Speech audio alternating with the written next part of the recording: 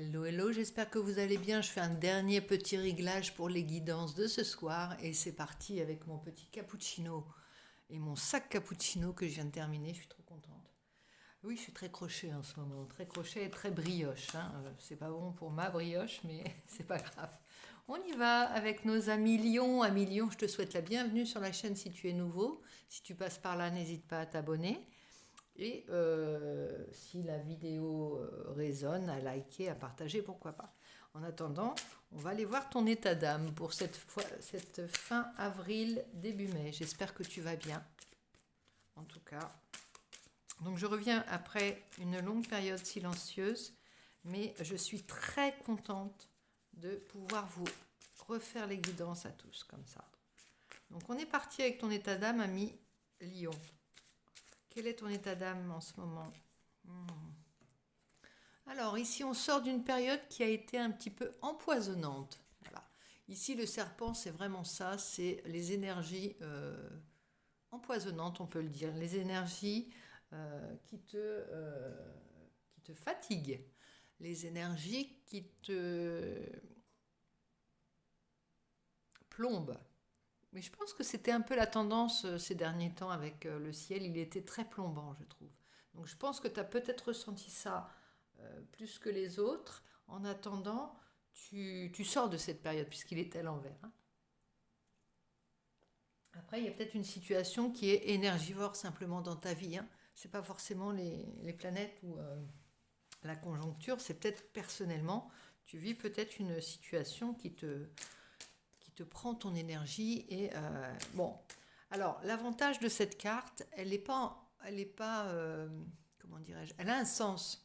C'est pas pour rien, c'est pas quelque chose, c'est pas une fatalité cette énergie qui semble être perdue, qui semble s'en aller.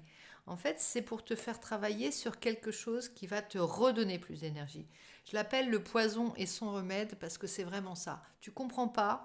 Des fois même, tu peux penser avoir l'œil, comme on dit, hein, par rapport à quelque chose que tu penses qu'est-ce qui m'arrive, pourquoi cette énergie, qu'est-ce que j'ai fait pour mériter ça. Tu vois, ça peut être quelque chose qui, d'un seul coup, vient t'entraver.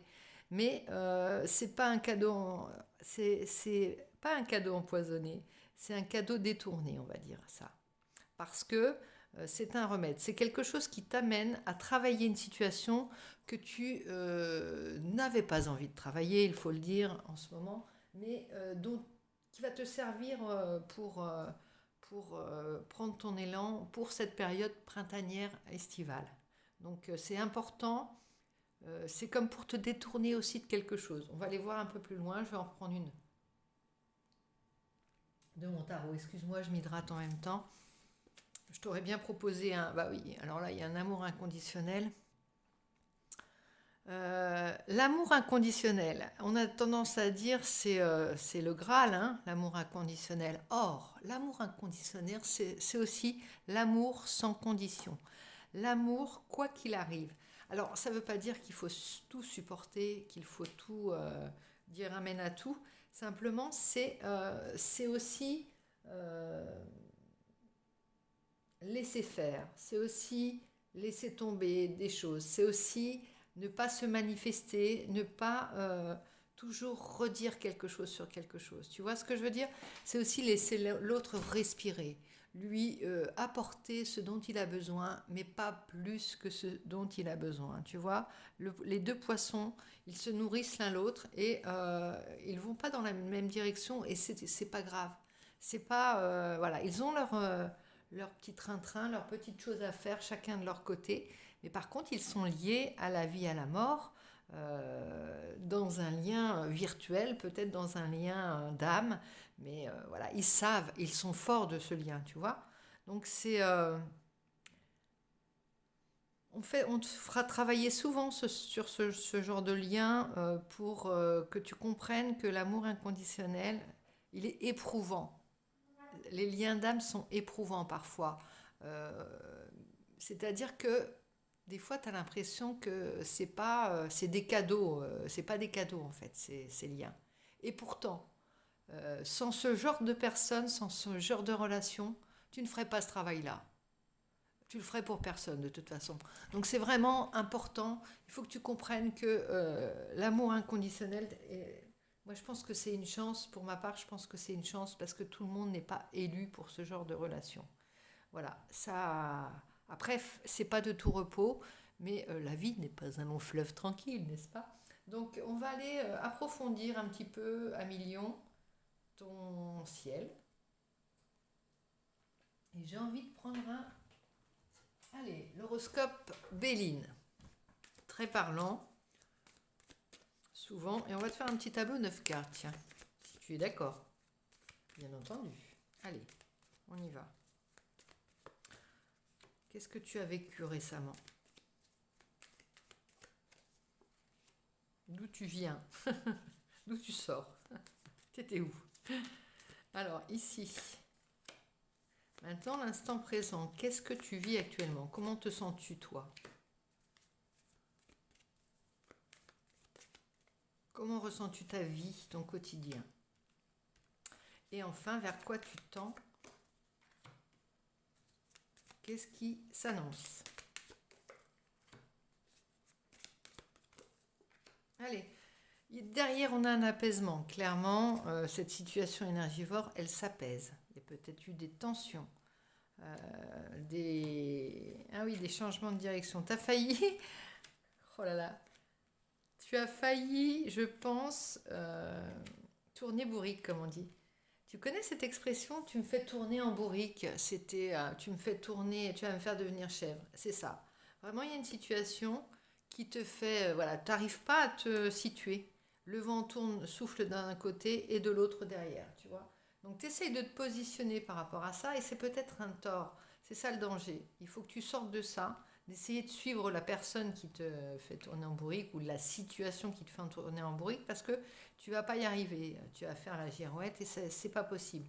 Il y a des, tu changes d'avis et de décision. Tu prends des décisions toutes les 5 minutes différentes à cause de quelque chose. Il ne faut pas que tu réagisses par rapport à cette situation. Il faut que tu gardes ton cap. C'est très très dur. Alors, il y a la dépression à l'envers. On n'est pas dans quelque chose qui est profondément déprimant. On n'est pas dans quelque chose qui va t'atteindre, qui va te, oui, qui va t'amener. Tu vois, la dépression. La dépression, c'est vraiment quelque chose qui te fait perdre en pression, baisser en énergie. Non, là, c'est pas ça. Ça t'enlève de l'énergie. Ça fait diversion en fait, hein, dans ton quotidien. Alors, pour sortir de ça, alors tu as l'impression que t'as un fardeau là, avec la malchance et la misfortune, tu te sens pas aidé dans cette situation. Vraiment, tu sais comme on dit, tu te sens pas aidé. Je me sens pas aidé, vraiment, tu m'aides pas ou tu me facilites pas la tâche. Ici, il y a le travail. Tu vas te diriger vers, comment dire, pour sortir de ça, tu vas aller vers, tu vas travailler là-dessus. Alors, travailler, ça peut être aussi te fondre dans ton travail, faire diversion avec ton travail. Et ça va te faire vraiment, tu vas y mettre de la passion. Toute l'ardeur que tu voudrais y mettre, tu vas le faire. Et ça va te faire prendre un recul immense sur cette situation énergivore. Mais c'est pas grave, c'est vraiment quelque chose d'un un clou dans une chaussure, pas plus que ça, tu vois ce que je veux dire. On va quand même essayer d'avoir des précisions par rapport à ça. Je vais peut-être prendre autre chose. On va me demander, tiens, le jeu du destin pour éclaircir quelques cartes par rapport à la situation que tu vis. Ça va peut-être nous éclairer. On y va. Il y a la fatigue derrière qui vient de se voir. Bah oui, tu es fatigué à cause de, voilà, à essayer de suivre le mouvement ou à suivre le vent. Comme on dit, tu vas devenir chèvre. Tranquille. Garde le cap. C'est vraiment ce que ça te dit. Hein. Sors de ça. Alors, ici, on va recouvrir cette ligne pour voir ce que tu as vécu, là. Ici. Attends, tu attendais... Ah, comment on dit? Tu attends des réponses. Tu as besoin d'avoir des certitudes par rapport à quelqu'un ou par rapport Tu es toujours dans l'attente actuellement de savoir, est-ce que, par exemple, je te donne un exemple, tu seras là pour manger ou voilà, à quelle heure tu vas rentrer. Ça peut être ça, hein, ça peut être des choses du quotidien. Tu dois gérer pour plusieurs personnes, tu attends. Tu attends aussi peut-être quelqu'un de savoir si tu peux partir parce que tu risques de voir un tel et finalement tu vas pas la voir ou tu vas pas le voir. Ça, c'est énergivore au possible. Et finalement, tu ne fais rien pour toi. Donc voilà, l'idée c'est de sortir de ce labyrinthe, on peut le dire. Bon, l'attente a souvent un sens, ça te dit, hein. La vie a ses cycles comme la nature a ses saisons. Si, tiens, c'est marrant, il y a celle-ci qui vient de sauter là. Passion, à côté de passion. Il y a quelque chose de passionnant, hein. Une passion t'attend, la passion t'attend, oui. C'est drôle qu'elle soit cachée dans l'oracle. Alors, la famille, la tante, la famille, il y a des impératifs familiaux qui t'agacent, c'est ça, qui t'agaçaient. Donc là, tu as décidé de te lancer dans ton travail, au moins tu n'as pas l'impression de perdre ton temps, c'est ça. Sinon, tu ronges ton frein, ça t'énerve. La femme dévouée. Le danger, c'est de tomber là-dedans. La femme dévouée qui attend et qui ne fait rien pour elle. Oups. La transformation. Quelque chose est en transformation. C'est comme si tu ne pouvais plus être dans cette position de femme dévouée. Non, tu l'as déjà fait ça. Déjà vu. L'affrontement. Chaque difficulté de la vie est une expérience pour mieux grandir. Bon, il y a des conflits actuellement, il y a des conflits à gérer, c'est ça aussi, hein. Les obstacles. Tu te sens entravé alors que tu étais sur une belle énergie là, montante et tu as l'impression d'être bloqué parce que là, il y a la passion de foi. Tu dois ronger ton frein comme pas permis, Amilion. Le fardeau. Tu as l'impression d'avoir des boulets aux pieds, quoi, hein. C'est pas. Alors, c'est peut-être dans ta famille tu sais, c'est quand tu as des obligations familiales, des trucs qui ne tombent pas forcément au bon moment et ça te plombe, hein, voilà. Pour le consultant ou la consultante, ouais. C'est un fardeau en ce moment, pour tes projets personnels. Tu avais des projets personnels, intuition, ingéniosité, parce que tu as des idées qui fusent là et tu peux pas les mettre en. Voilà, tu as peur qu'elles se sauvent en fait. Tu voudrais te retrouver toute seule ou tout seul pour ça. Alors, ne retourne pas la violence contre toi. Ici, c'est ça l'idée. Et sois dans le paisible du féminin. Et fort. Bon, là, tu es vraiment. Tu ne perds pas ton temps. Ne crois pas qu'il y a de l'argent qui se perd parce que tu ne fais rien ou que tu es à côté de ta mission ou là, à côté de ce que tu pourrais faire ou très en dessous de ce que tu pourrais faire actuellement. Non, il y a une raison à tout ça. Et détends-toi par rapport à ça. Quand on ne peut pas changer une situation, on s'adapte à elle, tu vois, on prend son mal en patience. La patience, c'est ce qu'il y a de plus dur à avoir, mais souvent elle est très payante. Ça a l'air de rien, mais quand tu lâches l'affaire et que tu te décides d'être patient, que tu t'en remets à ça, de toute façon, tu n'as pas le choix, ça paye. D'un seul coup, tu vas te mettre à, tu vois, je me rappelle, moi, c'était quand mon garçon était petit, j'ai développé des trésors de patience et j'ai développé ma créativité comme ça parce que j'étais bloquée et naturellement j'avais envie d'aller me balader, d'aller marcher, de ne pas rester en place et j'étais obligée de canaliser cette énergie et c'est devenu, j'en ai fait, j'ai eu plein d'idées qui ont fusé, quoi. Je l'ai canalisé dans la fabrication de bijoux, plein de choses. Voilà, ce que j'aurais pas fait, ce que j'aurais pas développé, c'est un peu comme quand on était en confinement. Tu te souviens quand on était bloqué, on avait des idées qui nous venaient, on a fait des choses qu'on n'aurait jamais faites. Parce que naturellement, au bout d'un moment, on a toujours envie de sortir de chez soi, on en a marre, on ne veut pas rester en place. Je ne sais plus qui disait, le plus grand malheur de l'homme, c'est de ne pas savoir rester son cul sur une chaise. Enfin, mal dit, hein, mais il y a quelque chose dans ce style. Il y a des trésors à rester bloqué sur une chaise. Alors on ne peut pas te ligoter à millions, c'est pas du tout dans ton tempérament. Mais ce que je veux te dire, c'est que ça te fait râler, en attendant, ça va t'apporter énormément. Ou alors ça te protège d'autres choses. Alors maintenant, je vais tirer une carte de La voix des êtres stellaires de Rebecca Campbell et de Daniel Noël. On y va. Et on va voir ce que ça dit. Un petit message complémentaire pour ta guidance à million. De toute façon, pour le sentimental, je te ferai les zooms bientôt. Il y en a une qui a sauté. Ça nous dit patience. Alors là, excuse-moi, mais patience. Hein. Il n'est pas encore temps, tout s'aligne. Voilà, bah, écoute, tu as la réponse à ce tirage. Carte comme elle est jolie, cette carte, elle est magnifique. On a envie d'être happé par ce truc. Ça donne envie, ça fait pas peur, même pas peur. Je te la montre parce que quand il y a des belles images, ne regarde pas mes ongles. J'ai fait la vaisselle. Je vais en sortir une s'il y en a une autre qui veut nous... Qu'est-ce qu'il y a derrière cette patience? Pourquoi on te demande d'être patient? Qu'est-ce que ça va nous donner? Oh, qu'est-ce qu'elles sont jolies les cartes.